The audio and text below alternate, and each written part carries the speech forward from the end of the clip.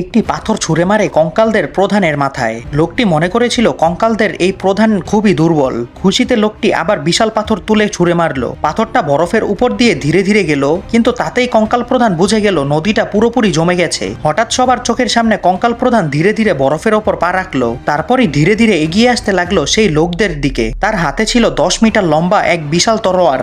আজ সে ঠিক করেই ফেলেছে যে তাকে উস্কেছে তাকে ভয়ঙ্কর মূল্য দিতেই হবে। তুমি যদি এই ছবিটিকে ভালোবাসো তাহলে এক্ষুনি চ্যানেলটি সাবস্ক্রাইব করো, আর যদি ভালো না বাসো তাহলে চ্যানেলটি সাবস্ক্রাইব করার দরকার নেই। কঙ্কাল প্রধান যখন বরফে হাঁটতে লাগলো তখন তার সব সাঙ্গপাঙ্গরাও আর দেরি করলো না, দৌড়ে বরফের উপর উঠে সবাই সামনে এগোতে থাকে। এই দৃশ্য দেখে দলের সবাই তড়িঘড়ি করে অস্ত্র বের করে যুদ্ধের প্রস্তুতি নিল, আর 1 সেকেন্ডও দেরি হলেই সব শেষ।